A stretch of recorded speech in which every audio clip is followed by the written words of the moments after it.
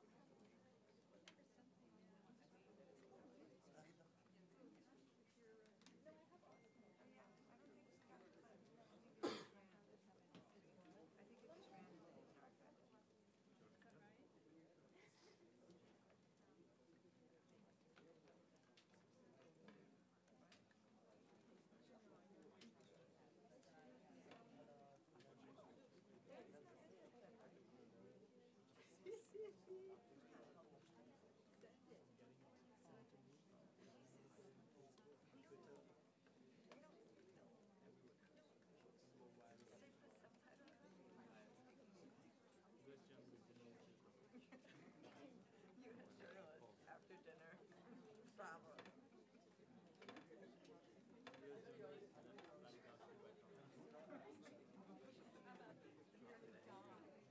The fact that I sat there and did this to the whole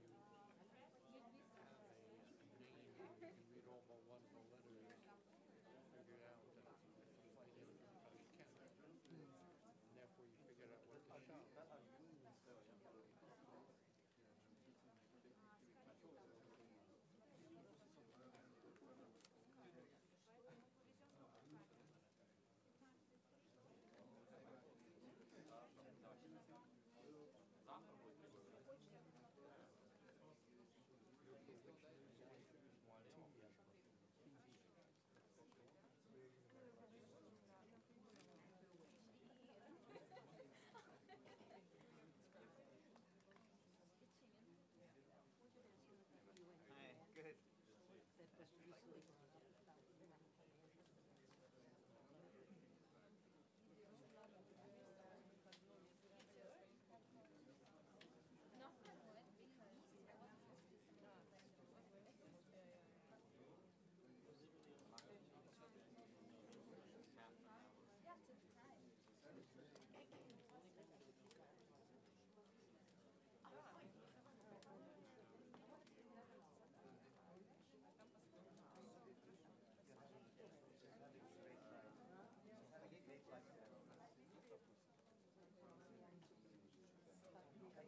Я хожу, собираю там.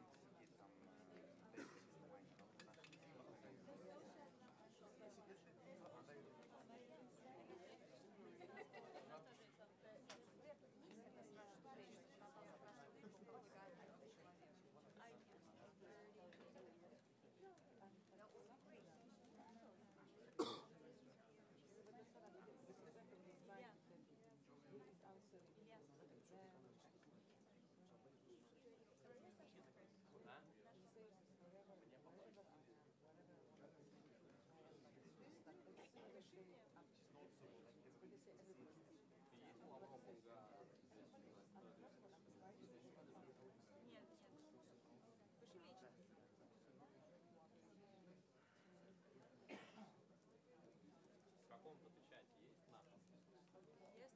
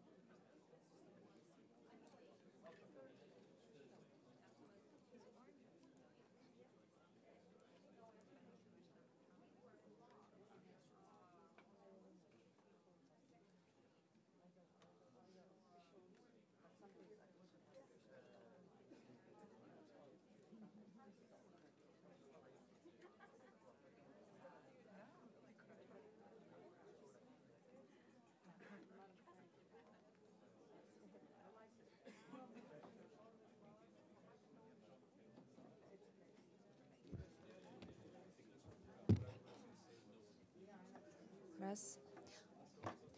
Hello, everyone. The minister will be here in a minute or two. So the press conference will be in Russian, but interpretation is provided. So I think we will have like 40, 45 minutes, and we will try to cover all the issues. Please raise your hands.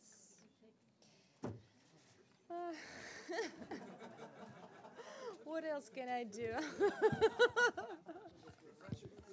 Refreshments.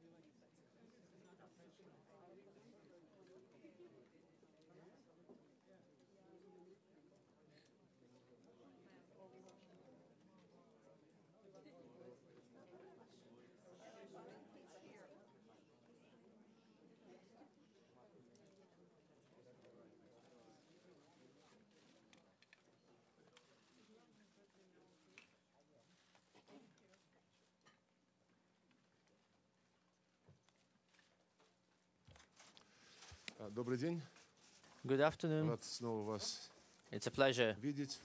to see you Много here. знакомых лиц. I see many familiar Сразу хочу faces. I'd оговориться, like to что когда make мы готовились one к thing этой clear. поездке на When we were Генеральную preparing for Ассамблею, this многие из вас просили об trip to отдельных the UN. интервью, Many of you asked но for a в силу separate графика interview, but the этого schedule не получилось, is поэтому so надеюсь, tight I cannot do сегодня this, and I постараемся sincerely hope that удовлетворить, today we will be able to интересы discuss всех тех, all кто the things хотел you would like to специально со discuss. мной пообщаться. Так что So, еще раз добрый день. again, good Давайте afternoon, перейдем сразу, and наверное, к вопросам. let's start our Q&A right away. We can start with UN Correspondent Association, please. Foreign Minister Lavrov, welcome back to the United Nations. And on behalf of the UN Correspondents Association, we are delighted that you take time to come and talk to the press as you always do. My name is Sherman Bryce-Pease, South African Broadcasting. I have a national question of national interest to South Africa. Is Russia disappointed by the new administration of Cyril Ramaphosa declining to move ahead on the nuclear deal with Rosatom? That was something that President Putin raised at the BRICS summit earlier this year in Johannesburg. Can you give us Russia's position on that deal? And also there's been some reports that Russia is trying to lure thousands or hundreds, if not thousands, of disgruntled farmers over the land question. The land debate is a very big topic of expropriation, and there's a big debate in South Africa. Are you trying to lure some of those farmers to Russia? I didn't understand something about the farmers. What was that? So there's a new policy now of land expropriation in South Africa that they are implementing. It's a parliamentary process. People could lose their farms without compensation, and there's talk that Russia is trying to take the gap, if you will, and lure some of those disgruntled farmers. No. We are busy. Now, this time, we are busy with meddling with Catalonia elections. No time for this. It's too far. But wait. As for the nuclear power station, actually, any deal depends on the readiness of both sides to agree on the format of the deal, availability of resources, and so on. If the government of South Africa, and this, by the way, rethinking started before the current president became president, if the government of South Africa found out, as it was looking into the project, that it needs some more time and some more analysis of the situation, it's their sovereign right, and we always respect the right of our partners.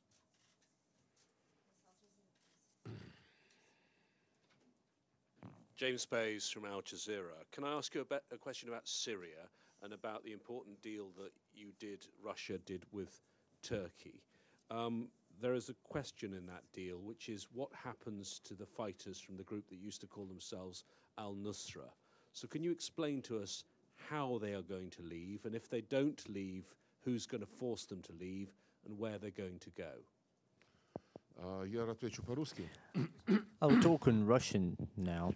Договоренность о The arrangement зоне regarding the de-escalation de-escalation zone in который Idlib, предусматривает создание which stipulates the creation пояса of a демилитаризованного belt глубиной of a 15-20 demilitarized zone достигнута with a depth of между 15 and 20 Турцией. kilometers Эту has been made between the presidents of Russia and Turkey. It was approved by the Syrian government.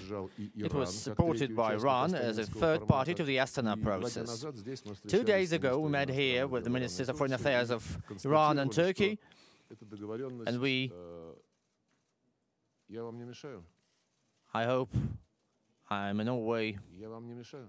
making any troubles for you. No. Договорились о том, констатировали, что эта договоренность So, выполняется. and we Выводятся, agreed that this agreement боевики is being implemented. The fighters are being демилитаризованного put пояса, outside of this и оттуда demilitarized выводятся тяжелые belt вооружения.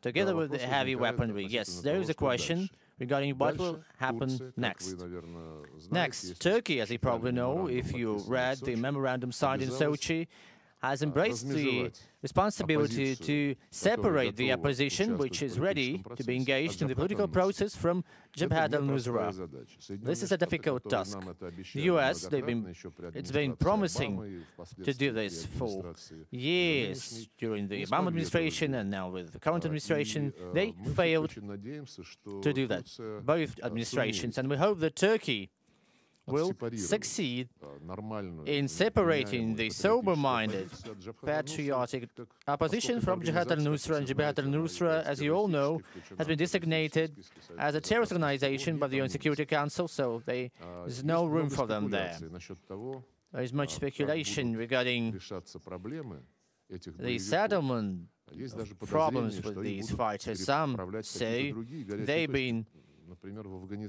transferred to a different hard point, such as Afghanistan, but this is inadmissible. The terrorists should disappear, or they should bear the punishment. They should be tried. As to how we do that, we will decide on that when we come to that Sochi arrangement. We never said it settled every issue. We never said it was a comprehensive roadmap towards the final settlement of the issue. We never said that. But we want some time for the civilians. And we also succeeded in dispelling the threat to Syrian troops and Russian air base, because this was the place from which fighters shelled both Syrian and our troops, our base. We will be acting thoroughly, with due consideration. We will be very cautious, taking into account the fact that we need to minimize the risks for the civilians. I can guarantee that what happened in Raqqa or in Mosul in Iraq, where, as you know, the anti-terrorist coalition led by the US was working, will not happen here. We did not do anything like that in Aleppo or Eastern Ghouta. And by the way, hundreds of thousands of refugees are coming back to these places. Those who had to flee the military actions are now back. In Raqqa, if we take Raqqa, representatives of some media went there, and he said that people are trying to return there, but it's in fact impossible. Bodies are still lying on the ground, unburied. Everything is mined. So this is a problem. It needs to be settled. Let's not forget that in Syria there are other territories which need to receive the attention from the international community, and that zone in the south of Syria, around the Otanf town, 55 kilometers, and there is the Rukban camp inside, and the situation there is dire. So that circle, this area around Otanf, is a place for terrorists, and now we are in talks with the US so that it puts a cap on the presence of terrorists. We need to let people move out of this camp. So I hope that all the problems will receive due attention. When it comes to Idlib, yes, we'll be keeping our colleagues in touch with what is being done and what will be done.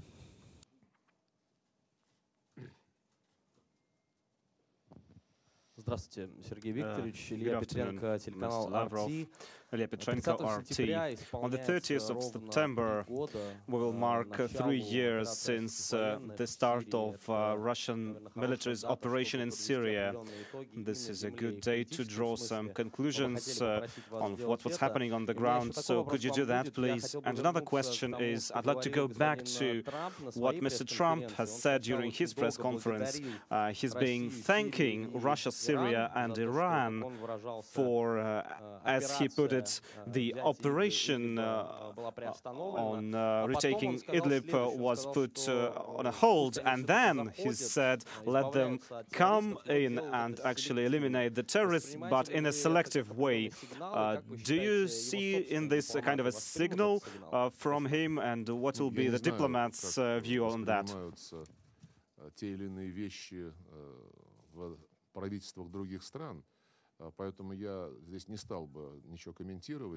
I cannot really comment on that. I don't know how their government will be doing that. When it comes to terrorists, we need to eliminate terrorists or try them in court. So if they are resisting, they need to eliminate them.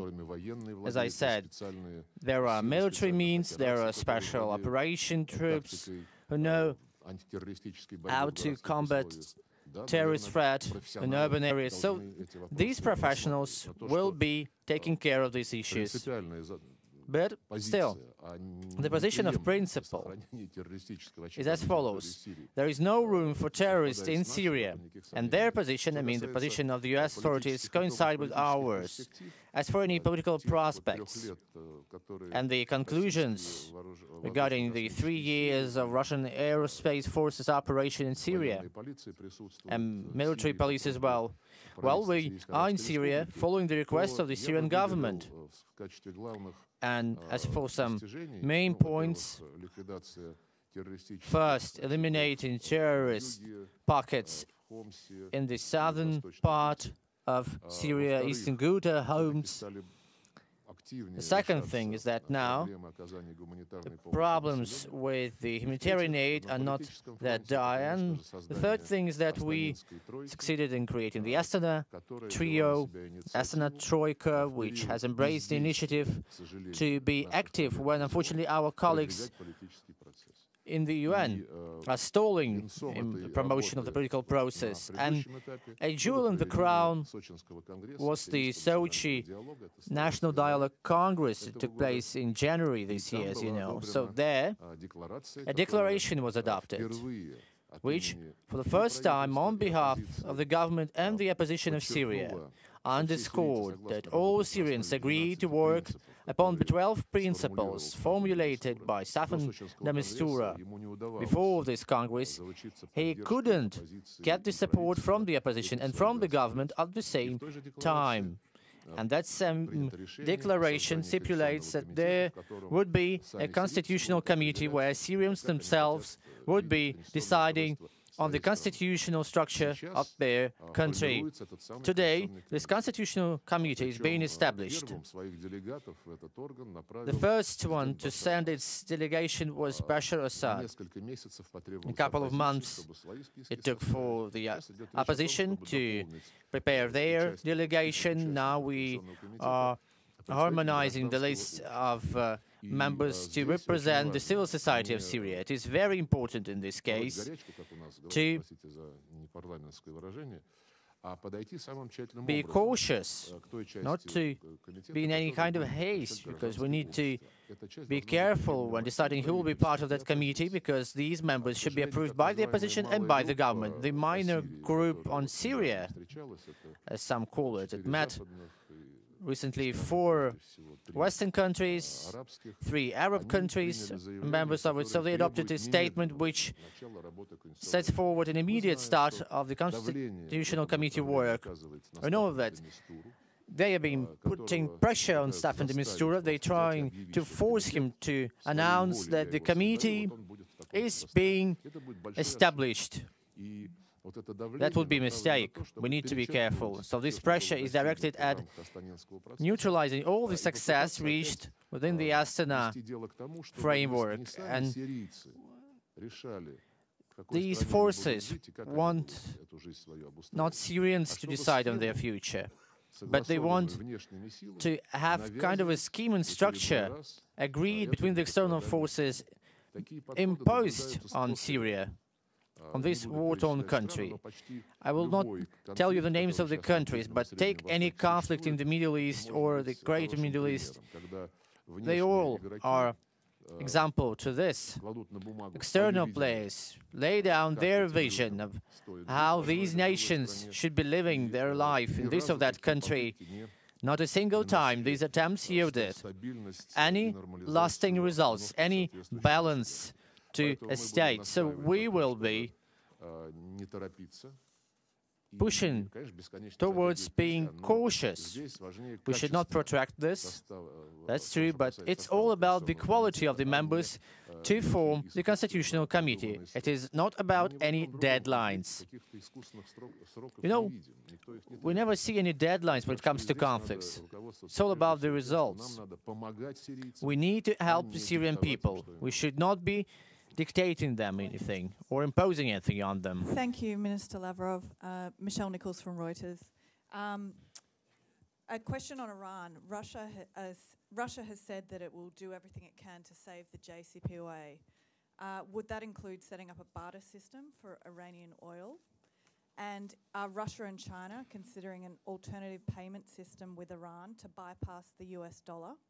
And a quick question on North Korea. Ambassador Haley accused Russia of wanting to ease sanctions on North Korea so that Russia can ultimately connect a Trans-Siberian Railway into North Korea and to South Korea.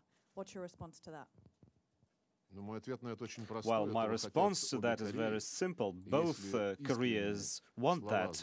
And if we hear sincere words from our American colleagues who say they want North Korea and South Korea both to flourish, then there should be no problems with the proposal we've voiced.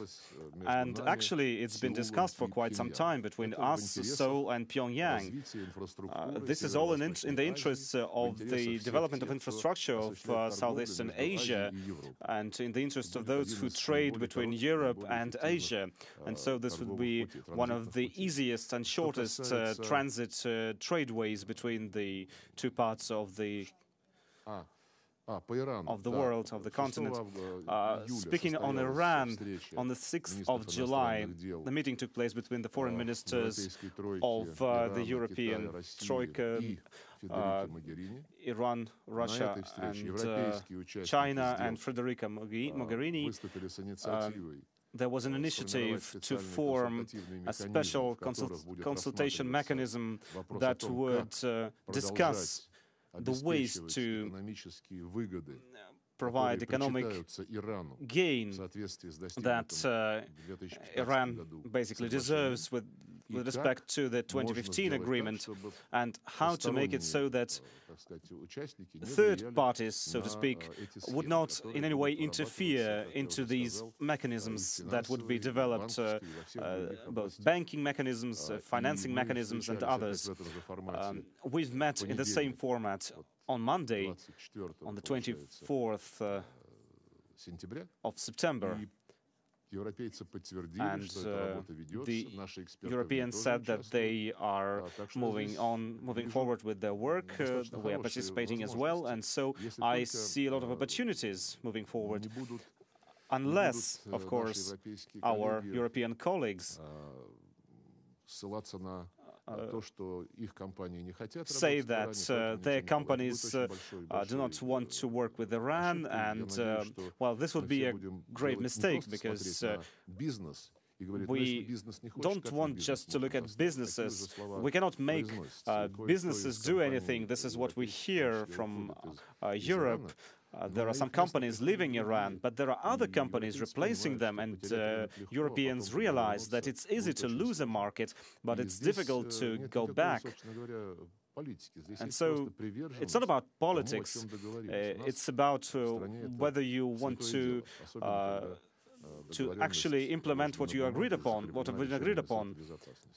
And so, as for the use of national currencies in our trade, and not depending on the dollar, this is an idea that's been implemented for quite some time. We are doing that in our relations with China and with countries that have partnerships between one another and between one another and Russia. And so, when I made my speech, I said that our Western friends do not want to talk about international law. They want to talk about rule-based order. And one of the pillars of such rules-based law was the dollar system that was backed by the US. But once the US started to use the system and their position for their own profit, any country that didn't want to be dependent on the dollar started to do something to ease this dependence, and this will, of course, ease the effect of US on the world economy. Well, I've said we are discussing together with our European colleagues all the ways to make it so that Iran receives what was promised by the UN Security Council. Minister Lavrov. My name is Ali Barada. I'm with the Sharq Al-Awsat newspaper and France 24. My question is that this morning your counterpart Pompeo met with the GCC foreign ministers plus the foreign ministers of Jordan and Egypt, and they agreed on a coalition, strategic coalition for the Middle East to stabilize Yemen, Syria, Iraq, and to stop the malign activities from Iran.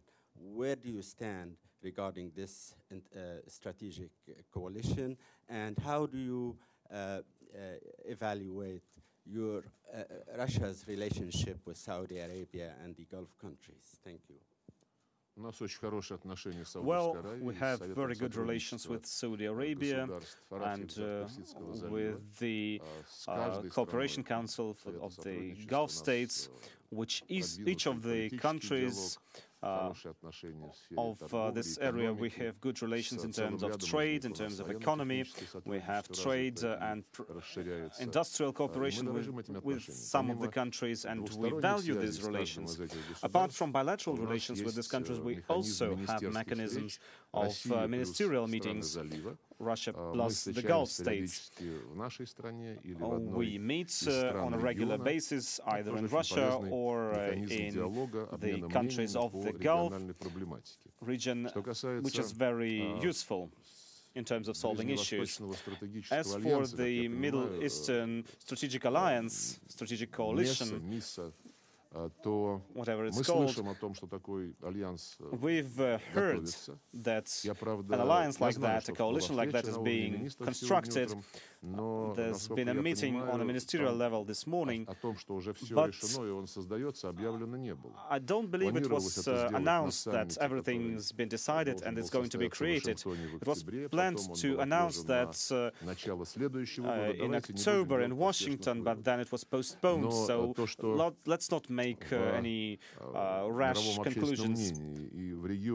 As for what's being said in the region and in the world with regards to this idea of this coalition, you said we wanted to stabilize Syria, to stabilize Iraq and Yemen, and to contain Iran. But in order to stabilize all these three countries, Syria, Iraq and Yemen, you have to make it so that Iranians' positions are weakened or Iranians' influence is eliminated completely.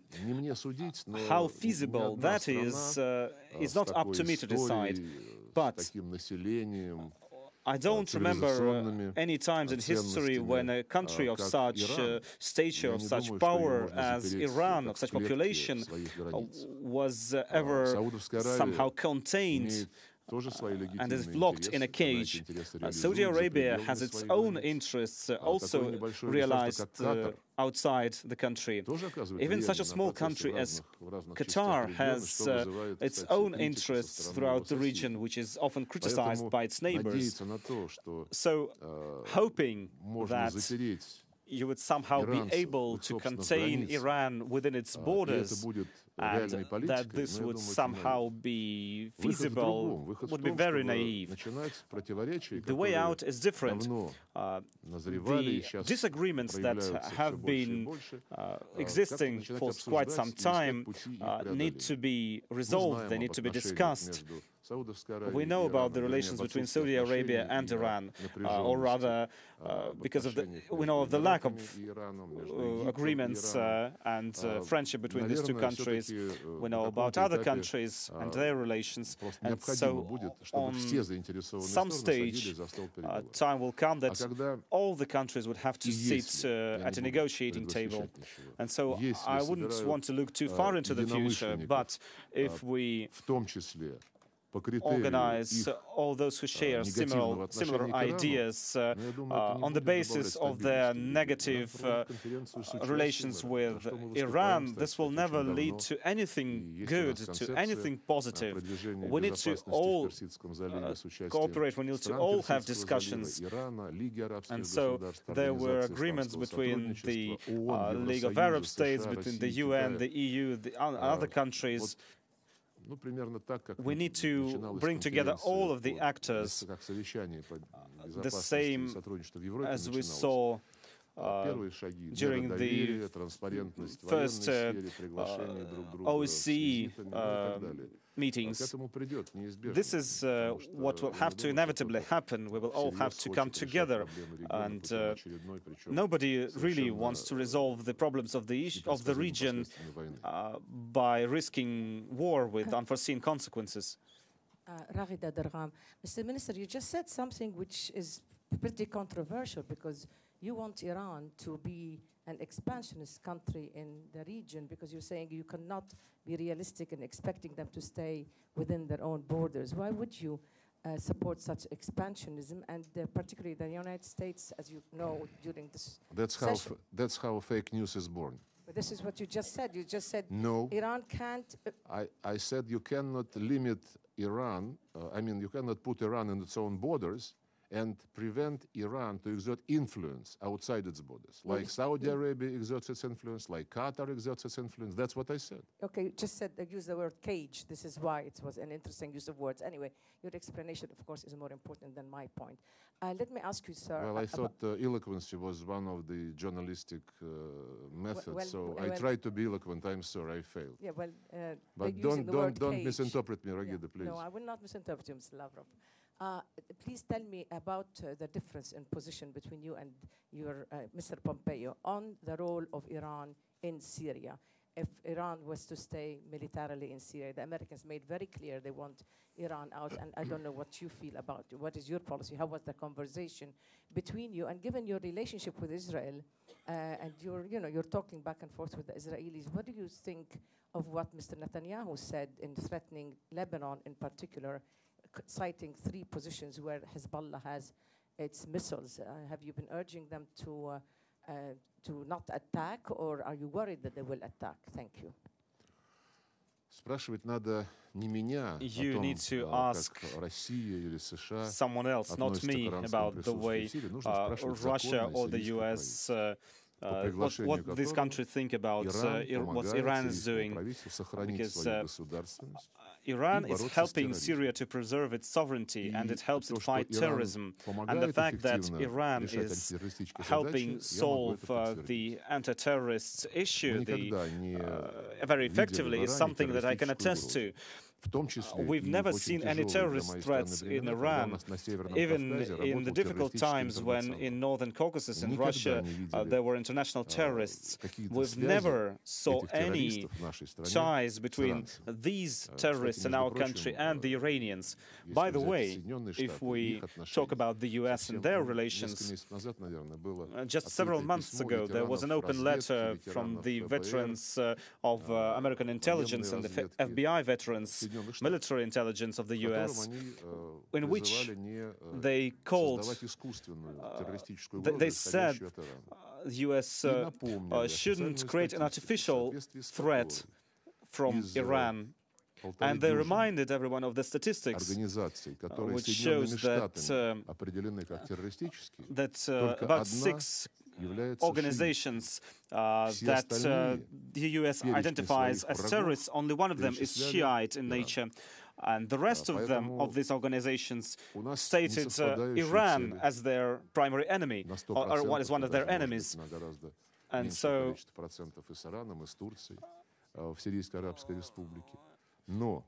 we, at this stage, are an ally in terms of fighting terrorism, in terms of preserving Syrian sovereignty, and helping start political dialogue in Syria.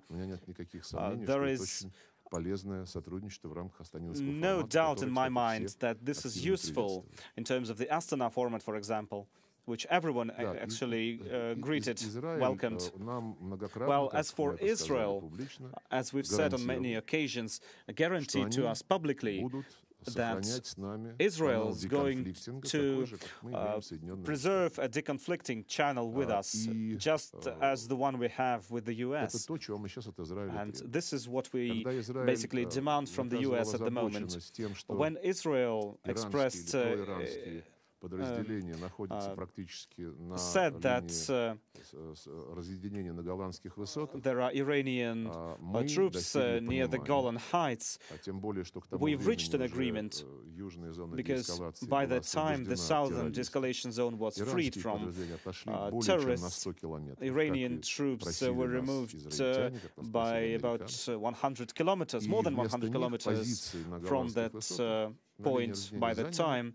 And the Syrian troops were the ones controlling those territories near the Golan Heights. Then UN officials and UN observers came there, and so everything that's been said by Israel in terms of the way it's worried about its security near the Golan Heights has been eliminated by us. We've done what we've promised to do, and unfortunately your American colleagues, and I already spoke about Al-Tanf, your American colleagues said that they were going to eliminate this illegal zone, but they did not keep their word. Minister, I would like to know your opinion of the state of multilateralism is in danger. And second, I would like to know your position about the United States sanctions against Venezuela and the dangers of or the risk of an invasion. Well, as for state terrorism or state-sponsored terrorism, there is no such notion as a term of international law or UN language. So some states use that term, such as the US. It uses this term, but you need to understand that you either have evidence or you have not. So we don't have any kind of evidence to say that Iran sponsors terrorism. I said that many times. If we take other countries, their neighbors have certain suspicion that is true for some Middle Eastern closer territories. But if a country prepares terrorists and sends them to other countries for terrorist acts, this is inadmissible. You don't need to be using any kind of terms like state-sponsored terrorism. This is just terrorism. Terrorism should be eliminated so that no one would ever fathom any idea of conducting any bloodshed or terrorist acts. Venezuela. Now, regarding Venezuela, well, in my statement today, I said that any unilateral sanctions are not only legitimate, they are counterproductive, including for those who impose these sanctions. So, this way cannot lead to any tangible results when it comes to countries who have self-respect, respect for their own traditions, their own people. I gave you an example. Over 50 years, US has been putting sanctions on Cuba. Cuba has never wavered. And I'm sure that when it comes to Venezuela, these sanctions will not take any effect, will not be effective. So, the government may be ready, they are ready, but the opposition receive signals from abroad, from the US, for instance, that these states support them. So they have no impetus to come to agreement with the government. They're not interested. And the external players, instead of taking sides in this internal conflict, should be calling upon all parties, opposition, the government, so that they sit and negotiate. I said that today. I see no alternative for any of the crisis-hit regions. This is the right way. You can't pick sides. Valentin Bogdanov, телеканал Россия. Valentin Bogdanov. Thank you, Foreign Minister. I am Lily Chen from Hong Kong Phoenix TV. During the high-level meeting this week on DPRK, Foreign Minister from China has suggested that to review the provision of the sanction of the resolution and to modify the sanctions given on the positive progress on DPRK. How would you comment on that? And President Trump has been accusing both Russia and China for interfering the U.S. election. How would you comment on that as well? If you ask me, I see my colleague's words, Van E words regarding the promotion of progress in terms of the declaration of the Korean Peninsula and soften up the sanction regime with only positive words. I can only say I support these ideas. My colleague from Chinese said that, and I can only say that, yes, I agree. I heard Trump's speech. I think he only blamed China for interference this time. He didn't mention Russia, though he used to. Again,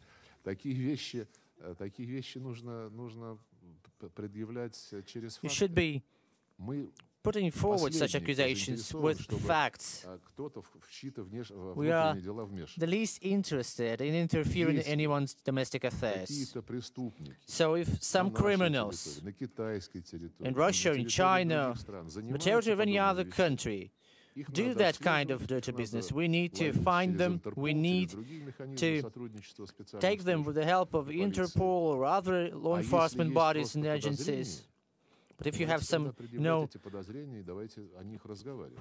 allegations or you suspect something, let's find out what kind of problem you have. We initiated the cybersecurity work group, and the US put it on the ice. And when they started to be increasingly worried about interference, we said we can renew the work of that group so that the professionals would be really taking care of all concerns which can any side develop. But if we take interference, not, hacking some websites or anything, and the figures they gave regarding the number of hacks, they're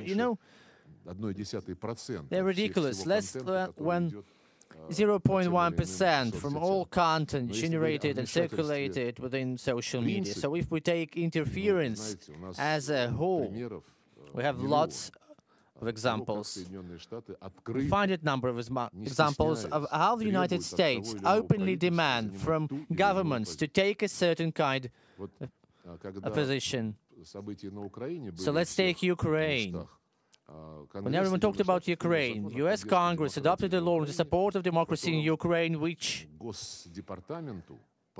so the State Department instructed and obliged to spend $20 million per year to promote democracy in Russia, including supporting non-governmental organizations which stand for pluralism in Russia and which are in opposition to the government. This is not just empty talk, right? This is a fact. They have that law, they adopted it, and the number of NGOs who receive financing from the US and Russia, I don't really remember the number, but this number is huge. On our side, when anyone wants to talk, with colleagues who support carrying arms openly, like Maria Butina, they're being imprisoned. She just went to the US promoting the ideas which are shared by the National Light Arms Association of the United States.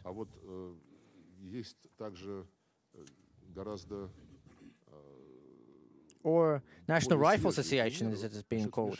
There are some, fresher examples regarding interference. The US appointed Kurt Walker, representative of the settlement association in Ukraine. He met up with Vladislav Surkov a couple of times. He promotes the ideas which contradict, point blank, the arrangements reached in Minsk by heads of Russia, France, and Ukraine, and Germany. So those arrangements of 2015 included the approval of Donbas and Lugansk territories and Kiev approval that they would be engaged in direct talks, agreeing on special status of the region and the constitutional reform and amnesty, reconstruction of economic ties and elections meeting the requirements of both sides. Mr. Walker says, no, we shouldn't be doing it like that. We should first deploy 20 to 30,000 military personnel members armed with heavy equipment under the UN auspices, then 500 to 600 civilians who would form the new administration, dispelling the current authorities which ensuring the livelihood of people. And this administration will be deciding on elections. So that's how the US sees these arrangements. Okay, Mr. Walker can talk as much as he like about the Ukrainian settlement, but he also says that Russia is to be blamed for everything. And he takes the liberty of saying, you know, the following thing, I would quote this: Russian people deserve to be free, they deserve freedom. That's what US representatives and envoy for Ukraine says. And, you know, the conclusions are up to you. It's up to you to decide who interferes and who doesn't. Not to mention how all Eastern European countries and Asian and Latin American and African countries are being told by US ambassadors not to be in any kind of conversation or dialogue with Russia, not to buy anything from Russia, not to buy oil, gas, military hardware. And by the way, now when we are being blamed for interfering in domestic affairs in the Balkans, just look at what is happening in Macedonia before the referendum. Heads of governments personally, I mean heads of EU countries, come to Macedonia and say, you should opt for NATO and EU membership and change your name of the country too. That's the kind of call we hear from them. And US officials have the same kind of calls. Mattis was there, by the way, just recently. So if we would have said even 10% from that, we would have been blamed again and again for everything. And the high representatives of the EU, in one of his statements delivered in the first days of this month, she said, the Balkans is a territory which belongs to the EU. So there is no room for anyone else, only for the EU. And you should really talk to them and make them listen to reason, so that will be a bit more cultured in their behavior. It's Russian news agency ITAR-TASS correspondent Maria Hrenova. 2 days ago here in UN, she asked President Trump a question and was granted with an answer. Please, Maria. Thank you very much. Mr. Lavrov, my question will be in Russian because I present the Russian media. So, it was said back in May that there was a request towards Secretary General regarding Russian diplomatic property in order to prepare a report for the 73rd session of the UN General Assembly. You met with Secretary General. Did you talk about this topic? Was there any kind of reaction on this letter? And in your opinion, are there any opportunity to stay within the legal framework and solve that problem with Russian diplomatic property? Thank you. We haven't touched upon this issue because it has already been resolved, and the relevant information is part of the final report. This issue has been discussed during the sessions of one of the committees, where it was said that our position was legitimate. As for further legal actions by Russia, we are concluding our preparations for filing a lawsuit against the US. We already have hired lawyers. We know that there's a long way ahead. We are ready to achieve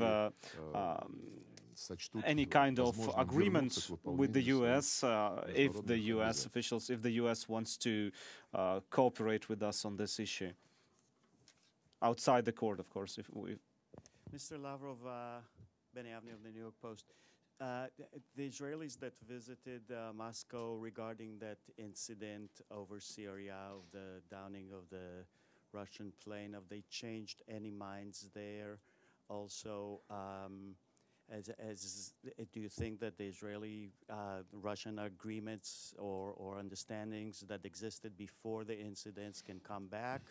And when will Russia deliver those F-300 and start jamming the skies near Syria? Well, the delivery started already, and as President Putin said, we had already started delivering them after that incident, and we gave the picture which our military presented at the press conference in the Ministry of Defense. As the President said, the measures which we will take will be devoted to ensure 100% safety and security of our men in Syria, and we will do this. And the understandings that existed before this? As I said, the full briefing was presented at the Ministry of Defense, and the President exhaustingly commented upon this in public. Yes. So this is Amitoj Singh from NDTV in India, also a DAG fellow at the UN this year. With your president coming to India in just a few days, I just had 2 short questions about that. The latest information we're getting is that there could be a possibility that the signing of the defense deals to the tune of $8.5 billion may be put on hold, may not be done when he comes, Mr. Putin. And the second question, in light of the allegations that have come about with France and India's defense deal, it's the biggest controversy in India. Is Russia doing anything to perhaps, be more thorough in the signing of the deal with India, checks and balances, etc.? I didn't understand. What about France? You mentioned France? Rafale jet deal for 36 fighter jets, and there's a controversy around that in India, that it is a corrupt deal. So I'm just asking, in your deal with India, are you going to be more thorough? Are there any changes in the processes? I haven't heard that there was some corruption case around that deal about Rafale, right? That's right. Is it what you're saying? Yes, sir. Well, we participated in the bid for that delivery, and we did not get it. I haven't heard about this since. As for the other deals which are being negotiated, I haven't heard anything about the timing, about postponement, about putting anything on hold, and I understand that India will be taking sovereign decision how to proceed and what kind of weapons India needs. Телеканал «Россия». Еще раз спасибо, Сергей Викторович. Вы говорили сейчас про Украину. So you talked about Ukraine, Mr. Lavrov. In that context of the peacekeeping camp, Mr. Poroshenko has been saying that a joint resolution has been developed with Ukraine, US, France, and Germany. They say that they are a kind of a united front, and he's not willing to go into too many details because Russia may know about this and torpedo this. So yesterday you had a meeting with Lithuania, and 1 month ago he said, but that kind of step could be a bit too premature. Did his position change, or Europe and the US have different positions? Well, regarding what you said about Mr. Walker. Ukraine is not talked about, Mr. Lodrian.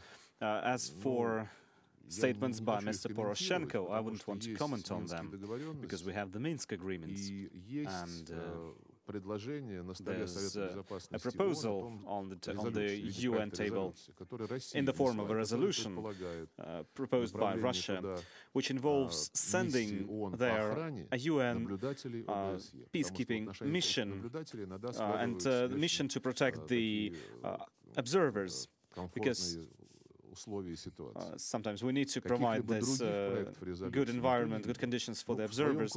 I haven't seen anything besides that, because you can write up anything, make up anything when discussing within your inner circle, so I wouldn't want to comment on that. As for Mr. Walker has been talking about, this makes me smile, actually. I'm really surprised as a grown-up person that, well, other people, grown-up people, could actually come up with something like that.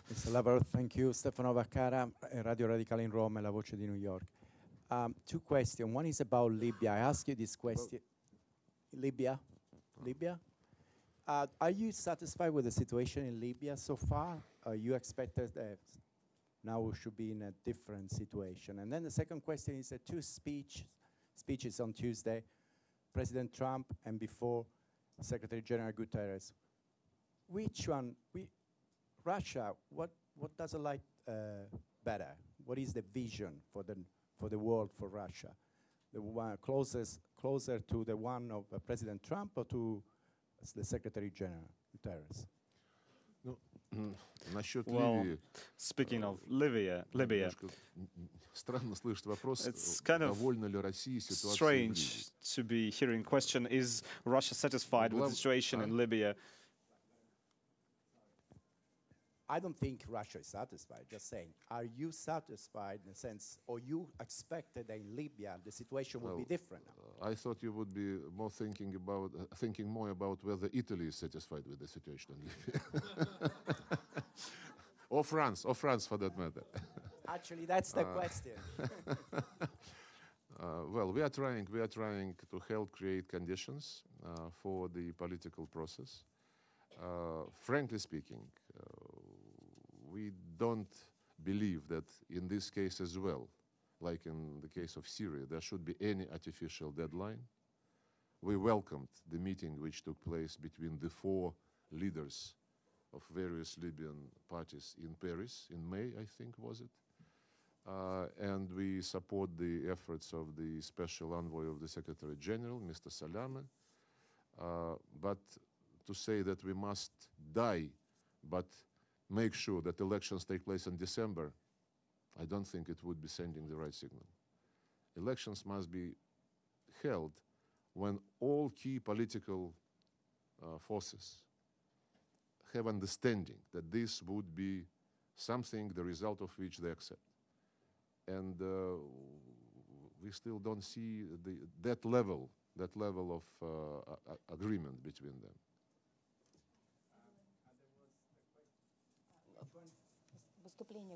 What did you like better, the Trump's speech or Guterres? Well, you know, Mr. Trump, by the way, said that he stands firmly for the sovereignty of each and every country in the world, and this is something I strongly support. And certainly, well, the US, not just through what Trump is saying, but the US itself is saying sovereignty is important, and all the other things are secondary. And that's basically what the US Constitution says, and what its laws say, the laws regarding its participation in the UN. But so far, there hasn't been such strong and rigid actions by the UN, by the US administration with regard to that. But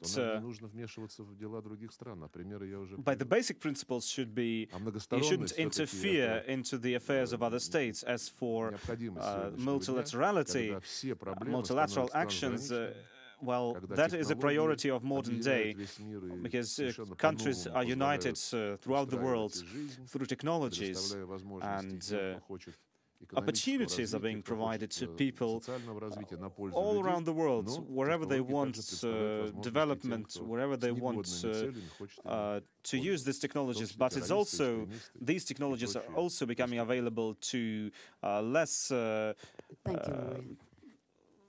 some individuals who want to do evil.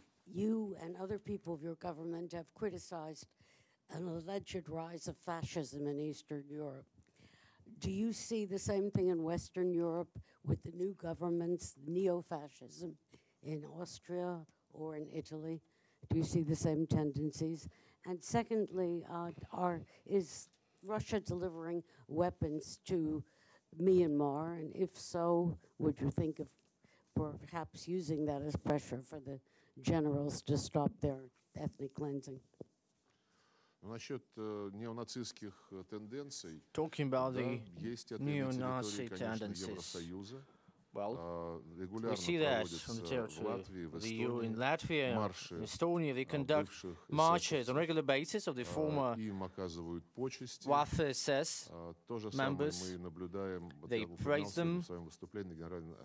And I mentioned that during my speech that they demolish the monuments in memory of those who liberated Europe. That is the case with Poland, most of all, and in other countries it's also happening. So this is why we, on a regular basis, introduce the resolution on the condemnation of Nazi glorification, and the EU never votes in favor because they see that as an assault on the freedom of speech. But if the EU thinks that this is an assault on the freedom of speech to demand to follow the Nuremberg Tribunal ruling, then they need to sit with their lawyers again and just see what kind of obligation they embraced back then. And as for the second question regarding Myanmar. Yes, also Austria and Italy, which your government is friendly with both. Do you see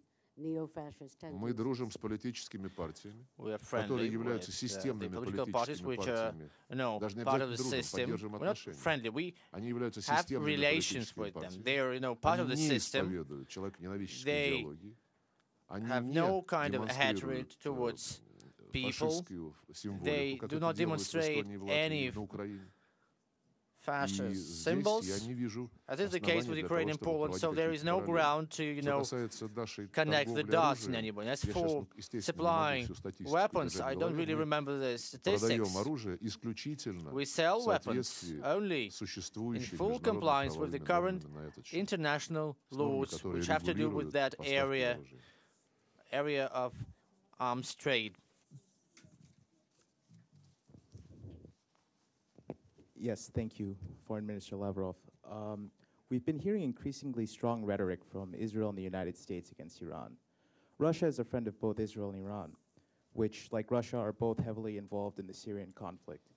Is there a way Russia can act as a mediator to promote reconciliation between the two sides? Я уже касался этого вопроса. Мы много лет I already commented on that. For many years, we've been promoting the concept создания системы of безопасности в creating районе a Персидского залива, да, мы security за то, чтобы zone in the Gulf area. сотрудничество So yes, we think даже that kind of сотрудничество cooperation начало should be хотя бы established. We разговаривать just надо начинать. should start talking Если about this at least. мы будем восприниматься If обеими сторонами как both sides удобные площадки, see где it они as a могли бы good встречаться, мы platform будем for только рады. negotiations, we would only welcome this. And one more Yes, question. please, the second row. No. Yes, please. Mr. Lavrov, thank you so much for coming back here to New York. Nice seeing you. All the best to you. I have a question of a different type for you, if you don't mind.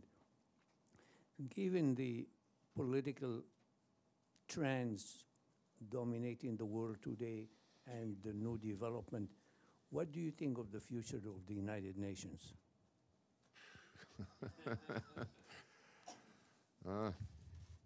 Я думаю, все-таки I think that the United Nations имеет будущее. Это будущее, has наверное, будет непростым, учитывая то, о чем вы right упомянули, то, что мы наблюдаем сегодня. I hope the future will be a difficult one. You said that, yes, на многосторонность the US is increasingly unilateral. Как я уже говорил, They say that суверенитет превалировал, но the имеется sovereignty should prevail, только свой saying суверенитет. and meaning only their own sovereignty is that it should prevail in every kind of international issue. But I am confident that this objectively creating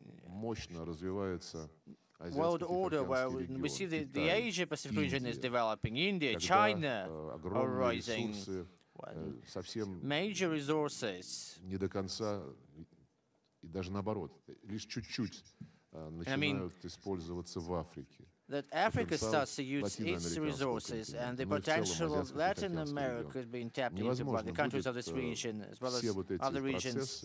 These processes cannot be controlled by one center.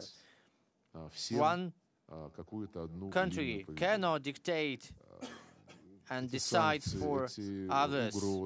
These sanctions, these threats,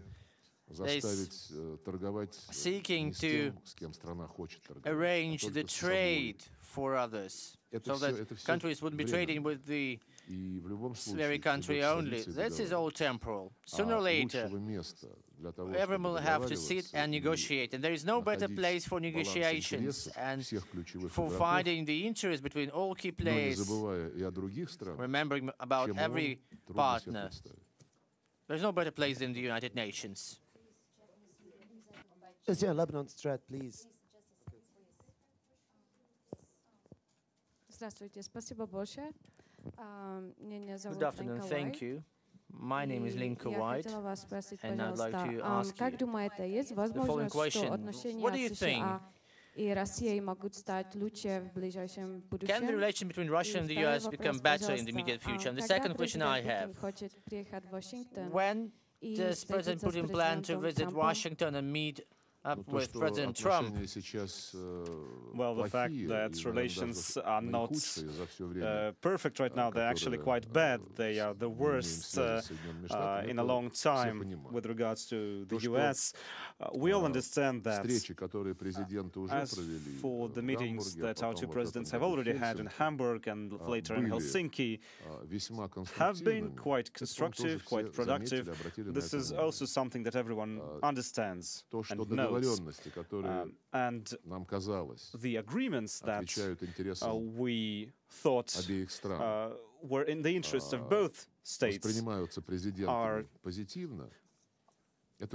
received positively by both presidents is also something I can see because I participated in all these meetings. It's also obvious that those who should be implementing these agreements are not in a hurry to do so. I mean, our joint work on counter-terrorism, we had a work group before, now it's frozen. We've had joint work on cybersecurity, something I also mentioned before. We had dialogue on strategic stability, including the issues that need to be resolved in order to allow our agreements that already exist to function. I'm talking about the short and middle-range missiles treaty. I'm talking about the START treaty, but there are many factors that affect this issue. This is a dialogue that should have been started a long time ago, and the fact that it is not moving forward is not positive. We've used to had 2+2 meetings. We used to have meetings between our foreign ministries, our defense ministries. We've had meetings between the chiefs of staff. We had meetings between the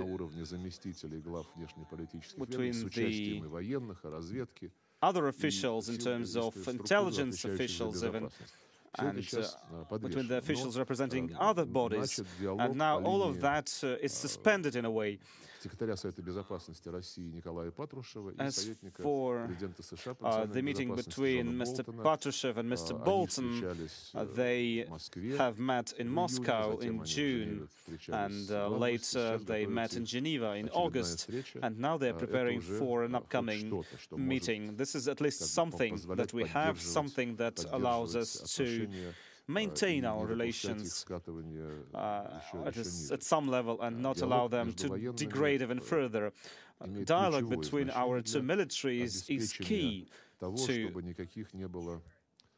ensuring that there are no incidents, unfortunate incidents. As you well know, in the US, it is agreed on by law that Congress cannot cooperate with the Russian militaries. The only exception is the deconfliction activities that we're engaged in. And the other thing you asked about, President Putin, Trump's invitation to President Putin, and Trump has also been invited to visit Russia. When all the parties are ready, once we hear some proposals on the schedule, on where to come, then we'll be able to decide when this meeting could happen. I am from the Arabic daily Al-Quds Al-Arabi. Somebody asked a question already from that chair. That was the president of UNCA. And so the question is not for the chair. Mr. Lavrov, I want to ask you about peace in the Middle East. You heard the speech of Mahmoud Abbas and of Prime Minister Netanyahu. Peace in the Middle East looks now very unattainable, very far. The Trump administration is trying to dismantle the basic tenets of what is called just peace in the Middle East, that including Jerusalem, the right of return for refugees, the illegality of settlement. Now, Mahmoud Abbas is suggesting a new mechanism, which to expand the number of peace brokers or peace mediators to include Russia, China, France, maybe other countries. What do you think? How can the Palestinians believe that the international community did not abandon them? What Russia can do to make peace possible in the Middle East? Thank you very much. We never abandoned the mechanism which was universally endorsed for mediation, namely the quartet. The quartet envoys met during this week here in New York in the margins of the General Assembly. There were no practical result, but at least they met and conveyed to each other what they think about the state of the game now. We are committed to the decisions of the Security Council, the General Assembly, and the Arab Peace Initiative. Of course, we see what is going on. As you said, it's an attempt, persistent attempt to dismantle all the basic cornerstones of the potential deal for a two-state solution. And this is a cause of concern. I met yesterday with Mahmoud Abbas. He is very much frustrated, I would say. And whatever the Palestinians believe they should do in these circumstances, we would certainly understand and support. And another thing which is worrisome is the situation in Gaza and the situation between Gaza and Ramallah. We highly appreciate and value and support Egyptian efforts to bring them together, but the latest round of efforts did not bring the results, and this is also worrying because it does not add to the ability of the Palestinian people to present their case more forcefully. So, Alan Dargan from MTV Lebanon. The Israeli government is running commercial warning travelers not to go to Beirut or via Rafiq Hariri airport because Netanyahu is claiming to attack 3 sites related to Hezbollah holding thousands of missiles transferred by Iran near the airport. Do you think that the Israelis will act on this threat? And Hezbollah will respond because he will feel like he has to stick with his slogan that we are also able to fire back? Well, this would certainly be a gross violation of international law, and we would be very much against such an action. What actually will happen, I cannot predict, but we warn against any violation of the Security Council resolutions and attack, well, actually even the use of the Lebanese airspace is a violation of resolution of the Security Council. Minister Lavrov, I have an important question. May I please ask this?